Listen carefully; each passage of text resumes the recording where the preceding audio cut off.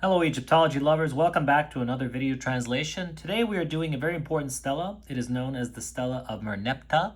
Merneptah was the 13th son of Ramses II of the 19th dynasty.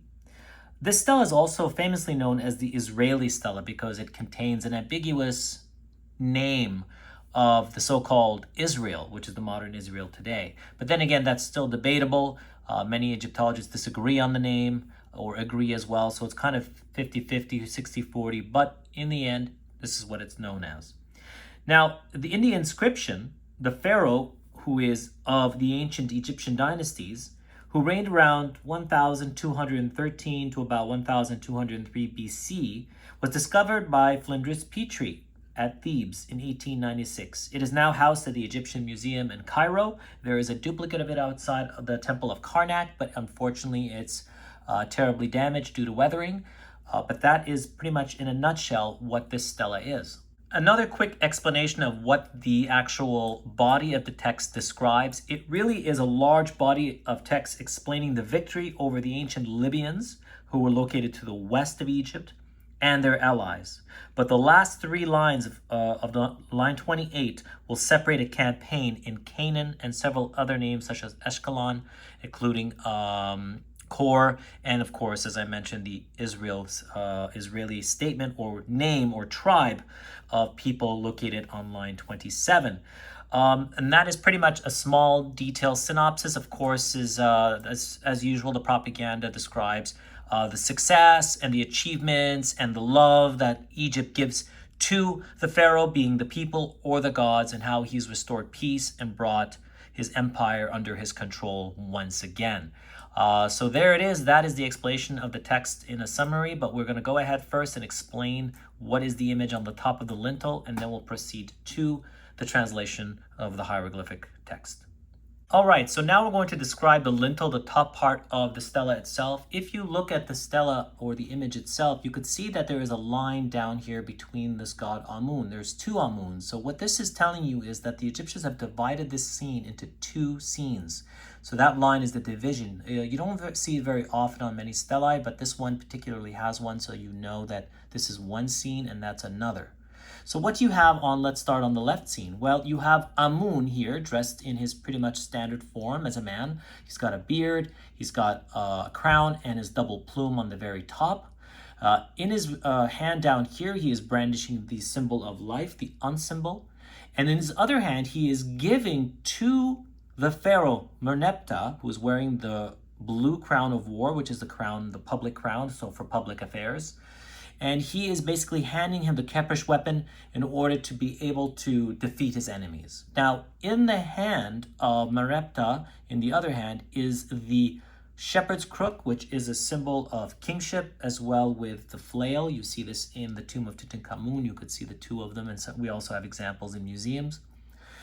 Behind the pharaoh, you have the consort of Amun, which is Mut, which means the mother, and Amun means the hidden one.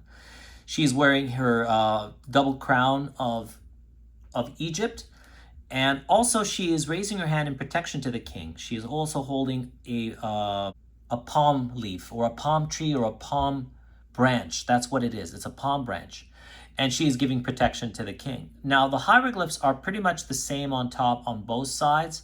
I'll read that after I'm done with the explanation of the image. Next, on the other side, you also have Amun as well. This time he is holding a scepter of power, which he is basically showing that he has the power and authority. He is also holding the Keprish on the other side and giving him the weapon to defeat his enemies. Of course, you have Merneptah the Pharaoh once again wearing the blue crown of public affairs and of kingship.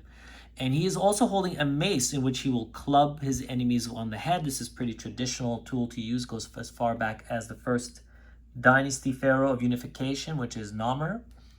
And then on his behind him, you have now the son of both Amun and Mut, who is the moon god Hansu. Hansu most of the time is depicted as a person or a child with a side lock of hair, or other times he is depicted as a falcon. He has the moon on his head and the crescent moon, so both of them at the same time, since he is known as the moon god. And he also has a palm branch here with the notches for counting the years.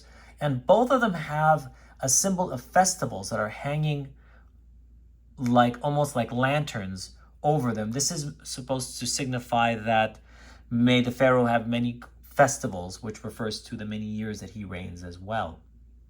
All right, so that's pretty much the description here, but I'll just add one more thing. On the very top, most stelae have, it's hard to see here because it's so damaged, but you have the symbol of the sky, Pet, which represents the canopy of the stars and the heavens above. It also can refer to the goddess Nut, who also is known as the goddess who is the sky. And then just above the Amun, here you have something that was developed from the Middle Kingdom all the way to the end of the Roman era and to the end of the civilization itself, is you have the winged sun disk. You have a sun here with wings of protection and two cobras or uraei protecting the sun or striking enemies that come close to the sun. And here the wings are actually in protection to the god Amun. And that is pretty much the description over here. And this is the state god during the time of the 19th dynasty New Kingdom. All right, let's tackle the translation on this lintel. It pretty much repeats itself with just some small variations. So let's start with the left side. On the very top here, you have names, two cartouches. These are the latest names of 5 names of any pharaoh starting from the 3rd dynasty onwards. So what you have here is the cartouches, which are Shen rings, which means infinity, and the name of the pharaoh is in infinity, so he can live forever. So what you have is the throne name over here and the personal name. The throne is the name that is addressed by the people to the common people, and the royalty, and the personal name is only used in times of specific intimacy or closeness to the pharaoh. So for the throne name, what you have over here is the Lord of the 2 lands, and the throne name means Banere Meri Amun. Banere Meni Amun, which means the Ba of Re, beloved of Amun. And then you have the personal name, which is the Lord of Appearances. And then you have Merneptah, content with Ma'at. So Merneptah means beloved of Ta, and then content with Ma'at, which is in here. Over here, you have the pharaoh Amun right over here. So this is Amun Re. And then over here, it says the Lord of Thrones and the 2 lands, who dwells in Ipet Sut, which means Karnak. That's the ancient Egyptian name of Karnak. Over the pharaoh, you have the name Behedite. The Behedite refers to Edfu, the temple of Edfu, and that is the temple of Horus, which every king wishes to be like Horus. And then down here, you could see the sun disk overhead with protection, much like you see on the very top here with the winged sun disk. And of course, the uraei that is protecting and holding the symbol of life. Over here, it's hard to see, but you have the name of Mut, and she is basically the lady of the sky. On the very bottom over here, it's the same thing. You have the throne name and the personal name. You have the king of Upper and Lower Egypt, the lord of the 2 lands. Once again, you have Ba'enre, Meri Amun, which once again means the Ba of Ra, beloved of Amun. And then you have over here the son of Re, the Lord of Appearances. And then you have the name again, Merneptah, the personal name, content with Ma'at. And then you have the word Lord here. For some reason, it's just kind of sitting by itself. So they probably just threw it in as a last minute thing. All right, so on the very right over here, you have pretty much the same thing. Let's start off on the top over here, like we did the other side, which is the Lord of the 2 lands. And then once again, we have the throne name, which is Ba'enre, Meri Amun, the Ba of Ra, beloved of Amun. And then over here, you have the Lord of Appearances. And then you have, of course, Merneptah, beloved of Ta, content with Ma'at. Over here, you have the name of Amun. So this is Amun-Re, who is the king of the gods, the Lord of Truth, or the sky, sometimes, if I could see it properly, sometimes very difficult. And then like Re. So he is pretty much like Re. And then again, once again, above the head of Merneptah, you have the sun disk, again with the protection of the cobra holding the symbol of life. And you have the Behedite referring to Horus of Edfu, the temple of Edfu, where Horus resides. And then over here, you have the name of Khonsu. And then it should be over here, the great God, or the good God. All right, now here down on the left side, this text belongs to Amun, who is speaking. The hieroglyphs are facing the same direction as him, and that's how you would know who is speaking. Here it says, you have received the Kepresh weapon, so the weapon itself, and basically to conquer all foreign lands. Now, I can't read this text over here. It's very difficult for me to figure out what it means because the text is so small. I tried to zoom in, but I couldn't figure out what it is. I'm sure it's been translated somewhere. And then over here on the left, it's pretty much the same thing. You have received the Kepresh, the sword, or your sword, to defeat, to conquer upon all the foreign lands. So it's pretty much the same text on both sides. There's just a little bit extra over here. And here's just a little bit part of it, or pretty much a short version of what's going on that side. So that is the translation of the text and the description that I have here. So the next thing we're going to tackle is the body of the text, the 29 or 28, 29 lines. So stay tuned for that. And that's going to take the longest amount of time. All right, now we're going to start on the right side over here for the text. And all texts of these type of stelas begin with the reigning year of the Pharaoh. That's how we know what year it was made and which period of the Pharaoh, but not linear time, just the reigning period of the Pharaoh. So here is the word, the year 5, the 3rd month of Shamu, which is known as the summer or the harvest, which is the last season of the year. And then you have day 3, before the majesty of the Horus, the mighty bull, rejoicing in Ma'at. Then you have the throne name, which is the king of Upper and Lower Egypt. And then you have the name of Ba-Enre Meriamun, which is the Ba of Re, beloved of Amun. And then you go on to the personal name, which is the son of Re name. You have Merneptah, which is beloved of Ta, content with Ma'at. And then you have, continuing after, is glorified in power, exalted by strength. And then continuing here, of Horus, who is the mighty bull, who smites the 9 bows. The 9 bows are the traditional enemies of Egypt, the 9 traditional ones. They vary through the time periods, but it's considered a standard title. Given his name to eternity and everlasting. And that's the end of this particular phrase, even though the row isn't complete, because the next few words will move on to the second row. All right, continuing, it says, the recital of that his, coming down here now, victories in all the lands, to let being seen in all the land combined, and to let be seen the beauty or the glory in that one's deeds. And now we come to the titles again. The king of Upper and Lower Egypt, Ba-Enre Meriamun, which is the Ba of Re, beloved of Amun. The son of Re title, personal name, which is Merneptah, beloved of Ta, content with Ma'at. This bull, who is the Lord of strength, who slays his enemies or foes, who is splendid upon the field. Now the field, that word is with it on top here. The field of valor. When his attack is made. Shu, who is the god of air, who dispelled the clouds, being over, so being over Kemet. This is the one of the ancient names of ancient Egypt, which is Kemet. And letting to see Egypt. Now, this is another name of Egypt. It means Tamari, the beautiful land, Tamari. The rays of the Aten, or the sun disk.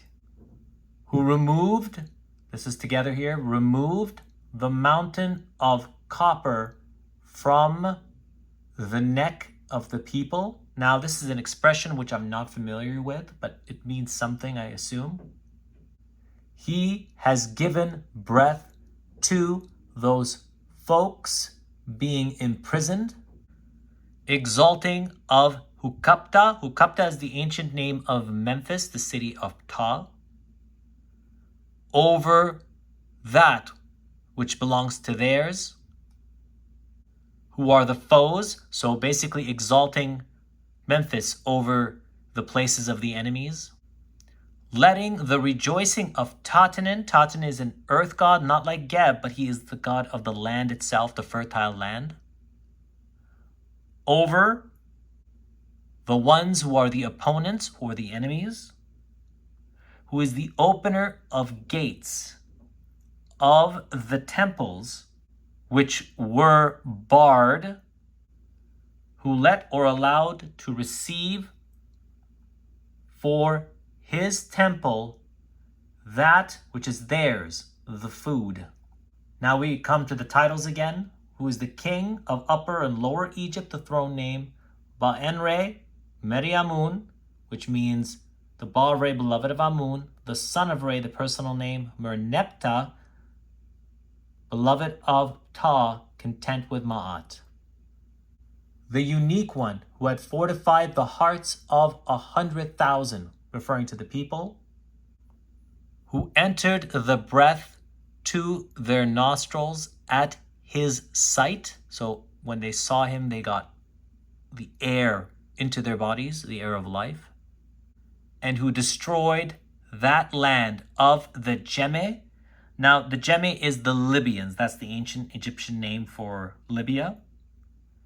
In his lifetime of life, he also placed dread or fear for eternity or of eternity, continuing to the fifth row here, in the heart of the Meshwesh. This is another foreign tribe, the Asiatics towards the east.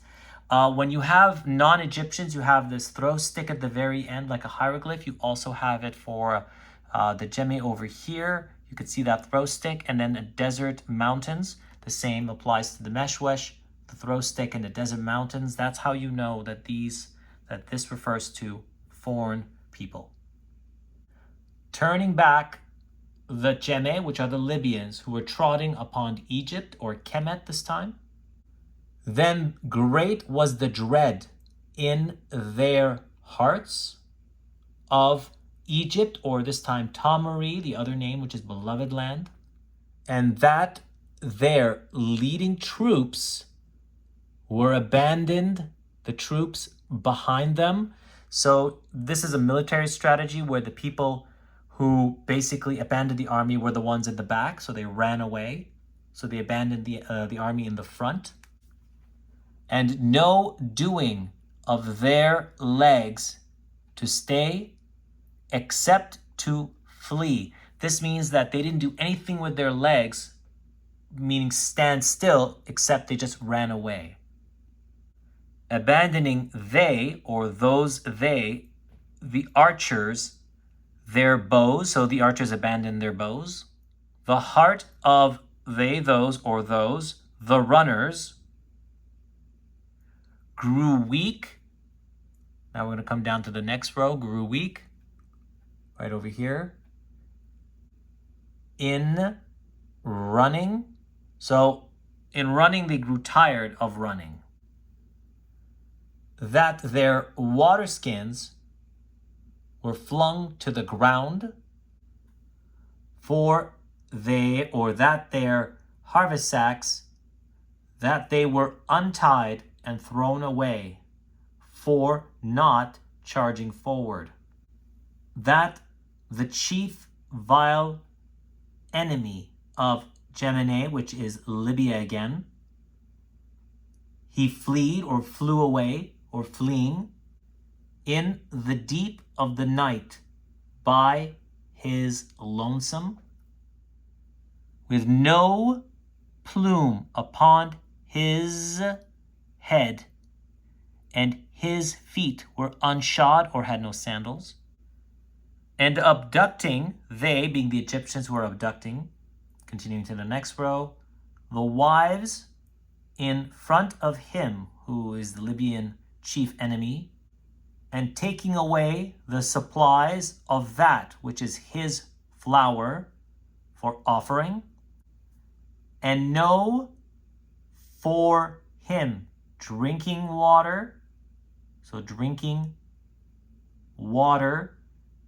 to keep him alive. Also, their gaze of the brothers was fierce to slay him. This means that his comrade at arms looked at him in such gaze of disgust that they wanted to kill him, which being the leader of the Libyans. And each one was fighting among them. This is together. His leaders, so all of them were fighting the leaders among each other. And that they were on fire, the tents, which were made into ash, so they were burnt. And all his goods were food, continuing down here, food for his troops, which were burnt to ash. And when he had reached to his country, he was in mourning. So when the Libyan leader reached his country, he was in mourning. And every survivor in his land was loath to receive him. A chief, ill-fated, evil-plumed, and saying of him that those in that his town. So what that last sentence meant was that it's an expression that was said in his town. So saying of him, those in that of his town, is an expression that is said in that town. Now him, meaning Merneptah the Pharaoh, in the power of the gods, the lords of Memphis, or Hukapta, this is another word for Memphis, Memphis, now making that lord of Kemet, or Egypt, accursed, his name, so he made the name of the Libyan chief accursed. Now the name of the Libyan chief is Merire, which is right over here. Merire, whichever way it could be pronounced, but that's how we have it. As abomination of the white-walled city. Now this goes together. You can see the white-walled and then the city symbol. So his son, after his son, in his family forever. Now this means that he has cursed his name in the white-walled city, and basically his son and after his son and his family. So basically cursing the entire family for generation to generation of the Libyan chief. Now making, now this is of course Amun who is making, the Pharaoh here, his throne name, Ba-en-Re Meri Amun, which is the Ba of Re, beloved of Amun, as after his children. So he is basically going to become, his generation is going to continue on with his children. And then given Merneptah, or Merneptah, which is beloved of Ta, content with Ma'at, to him as fate. All right, so now we're going to scroll up just to keep it in the screen so we can see it properly. Right there. Continuing. Now it being captured, continuing down to the next row, the saying, this is basically saying this is now the proverb or the saying in the city, by Libya. So this proverbial saying is said by the Libyans, Gemene, generation after saying to a generation that of his victories. So they will speak for generation upon generation of his victories. And now this is what the Libyans will say from generation to generation about the victories of Merneptah.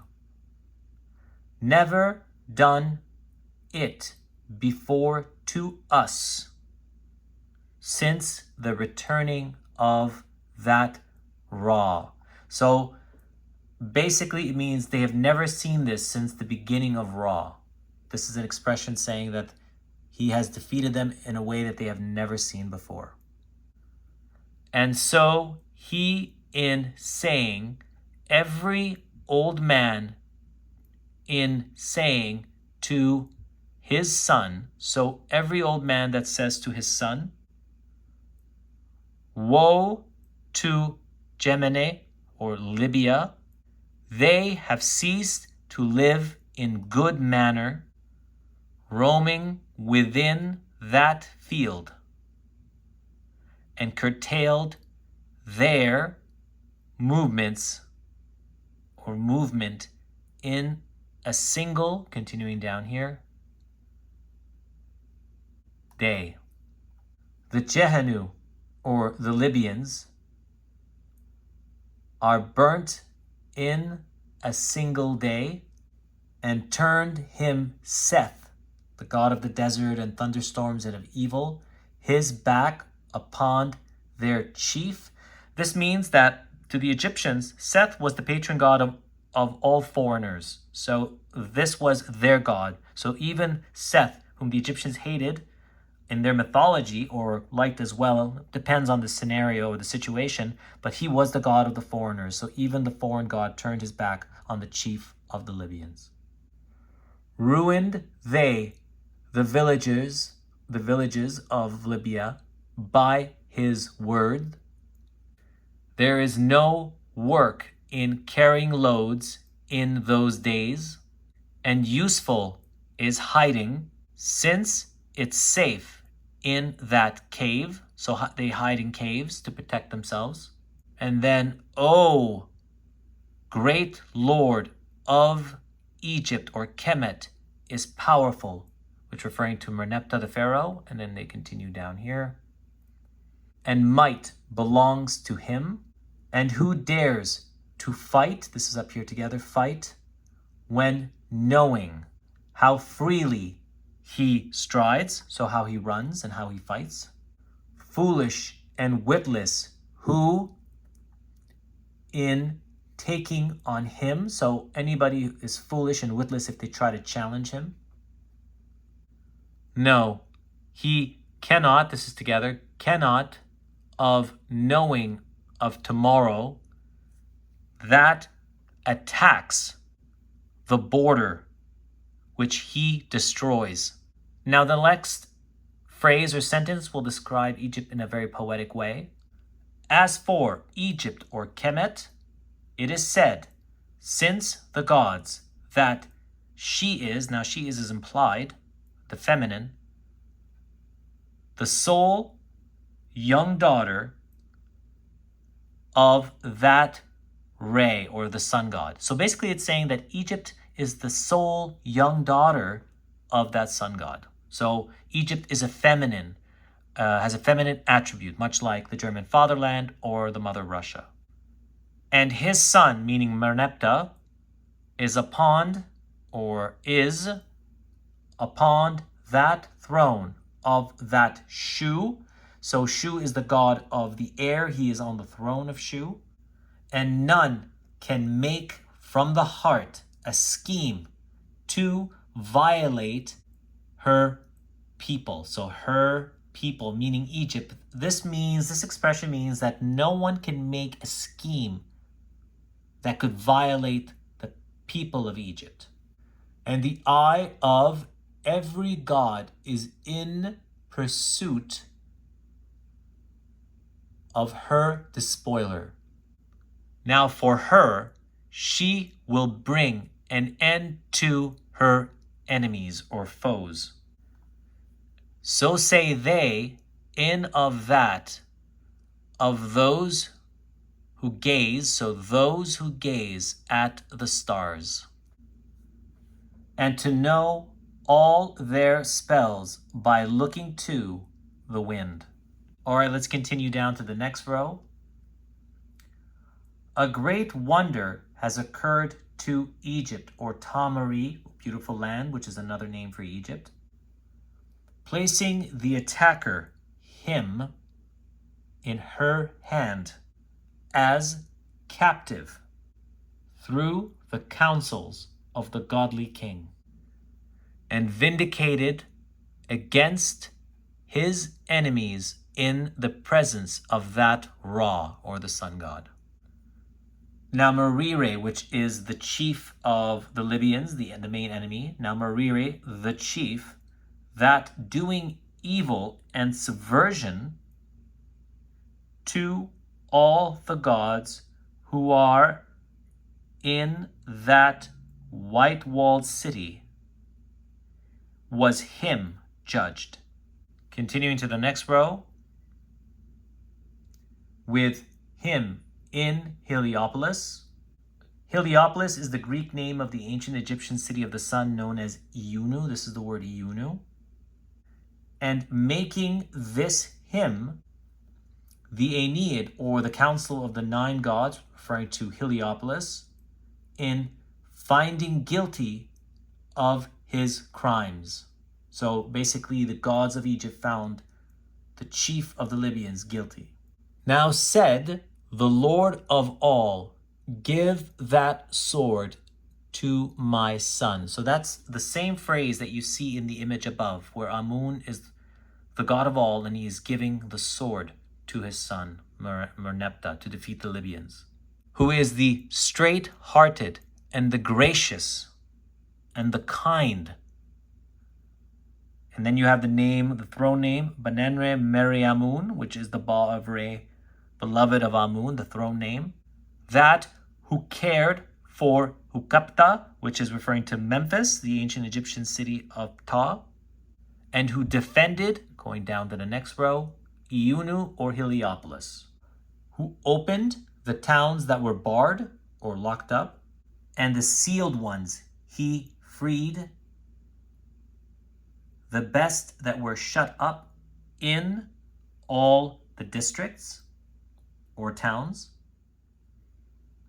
He has restored the offerings of those temples, and he let the reintroducing of incense in the presence of the god. He has let the possessing, or to be able to possess, the possessions of the nobles, so he allowed the nobles to possess things. He has let frequent that private person of their towns. So anybody who is not connected to the government, who is a private citizen, they're free to go to their towns. O, spoke as the Lord of Iunu or Heliopolis, the city of the sun. And continuing down here, on behalf of their son, who is Merneptah over here, grant for him a lifetime like Re, so that he may defend that who is injured in any land. And he has been entrusted Kemet or Egypt as a portion allotted, so this is together, allotted to him for eternity, that he may protect its people. Now behold, when one dwells in the time of the mighty, comes the breath, continuing down here, of life, upon bestowing its brave with flowing wealth of things to those the just. All right, now you're going to hear another long proverb or expression of morality, how the world gives back to those who have been cheated. So this is going to be the entire row. The one who cheats cannot retain that his plunder. Now the evil heart that for it retains the wealth of evil falls to the others or the other people, and not to his children. So basically this entire expression states that the evil heart that has accumulated evil wealth will lose it all to others, and it will not remain with his children. So this is a form of a curse in life that happens to people who accumulate wealth in an evil way. All right, we're just going to move it up. This will be pretty much the end as we continue to go higher. Okay. All right, now I had to move it up again. So this is where we finished off. Now, if you're seeing this very unusual discoloration or lightness here, this is because the Egyptian Museum has put a piece of glass at the bottom of the stela, so they don't want people touching where it says the name of Israel. So that's why this is sort of like been placed there. It was never there before, but sadly this is what they've done. I understand it's to protect the stela, but unfortunately it's kind of messed up a little bit, the resolution. I will of course upload a an image that shows the entire text without any blurring or anything like that. You can click on the link to download it. All right, let's continue.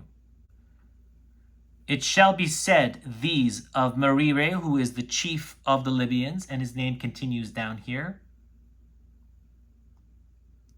who is the vile enemy of the Jehenu, or the Libyans, who came to attack the walls of Tatanan, Tatanan being the earth, the land, not Geb the god, but the land, the fertile land, who its Lord being made to rise as his son in his place. And now we have the titles again of the Pharaoh, the king of Upper and Lower Egypt, and then we have the throne name, which is Ba-Enre Meriamun, so the Ba of Ra, beloved of Amun, and then the personal name, the son of Re, and then we have Merneptah, and this is basically the beloved of Ptah, content with Ma'at. Then said Ptah, who is the god of Memphis, concerning the enemies of the vile Libyan, gathered his crimes, continuing to the next one, all of them, turned upon his head. Give him into the hand of Merneptah, the name of the Pharaoh again. He shall make him vomit what he has gorged or eaten like a crocodile. Now this is together right here. Behold, the swift will catch the swift, being the Lord of his strength, knowing that he will snare him for Amun, who curbs him with his hand. So it is Amun who helps Merneptah strike the enemy down. He will deliver him to his Ka, and then we're going to continue down here, which is in southern Heliopolis, or Yunu, the king of Upper and Lower Egypt. We have the throne name again, Ba-Enre Meriamun, the son of Re, Merneptah, content with Ma'at. Great joy has arisen in Egypt, or Kemet. Shouts go forth from the towns of Egypt, or Tamari, beloved land. They, being the people, upon talking of that of the victories done by Merneptah over the Libyans, who are the, as I said before, the Jehenu, the Libyans. Continuing here, beloved, now this continues down here, it's the same word connected. Beloved is him who is the victorious ruler. How exalted, these are together, that the king who is among the gods. How splendid, this goes together, the top one here, how splendid is he, the Lord of command. Oh, how sweet it is to dwell at ease while the people babble away, while one in walking and in free striding upon the road. So basically this is saying how sweet it is now that there's peace, the people can just talk amongst each other, there's no fear, they can walk, and they can even walk faster wherever they want on the road. And the road being without any fear in the heart of the people. Next row. Fortresses are left to themselves. Wells are open for the access of the messengers, for the bastion enclosures are calm. For that sunlight they awaken the watchmen. The Magi, who are the bodyguards or the private guards of the Pharaoh, are recumbent in sleep. So they're resting. There's nothing to defend.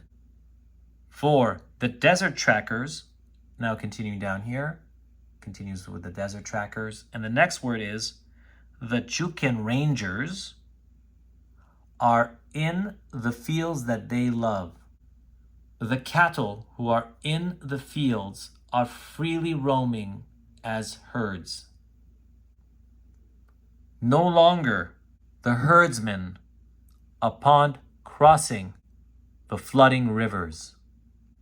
There is no screaming or calling out in the night.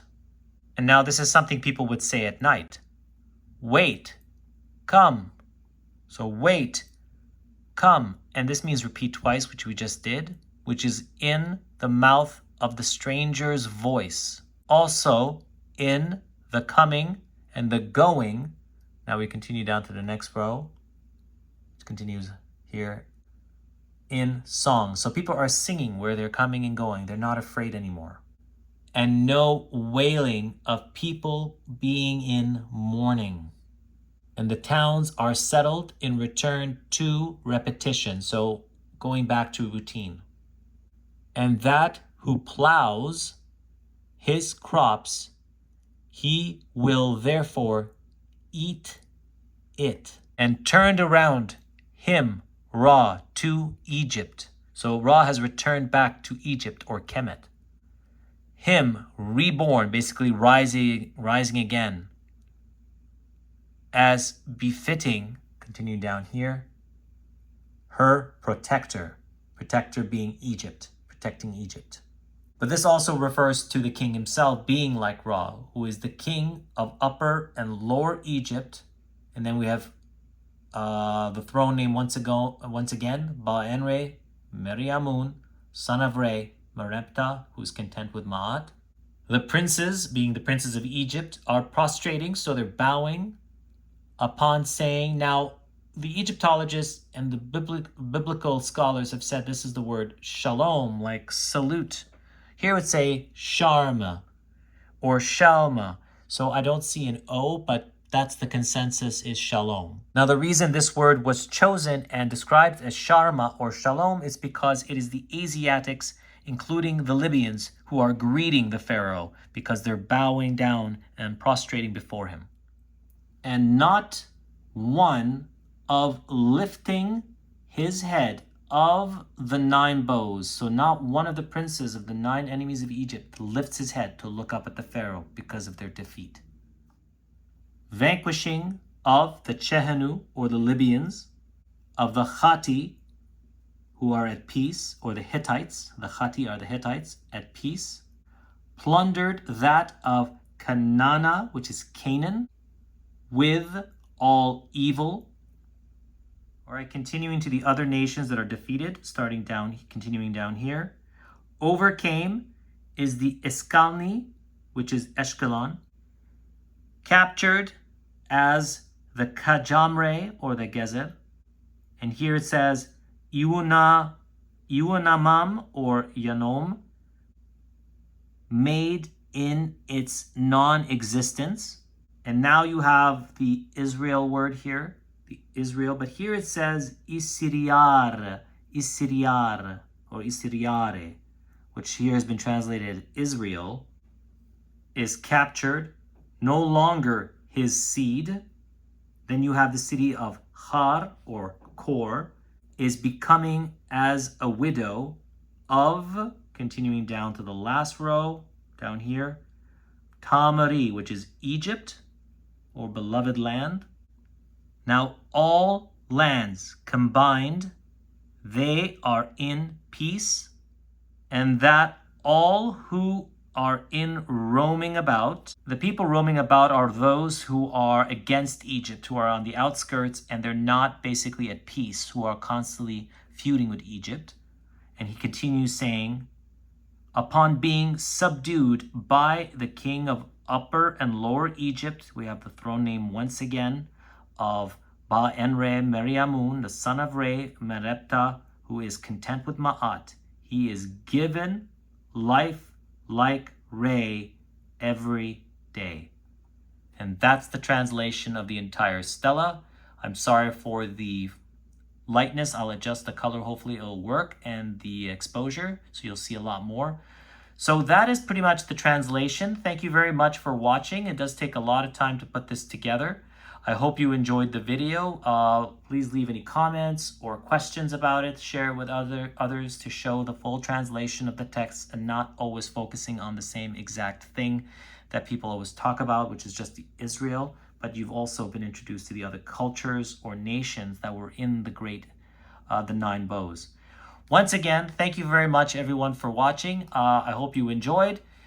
Please like and subscribe. And yeah, that's it. Please stay tuned to the next translations and follow me on my other social media platforms as Instagram, TikTok, Facebook, Tumblr, and Twitter. Take care.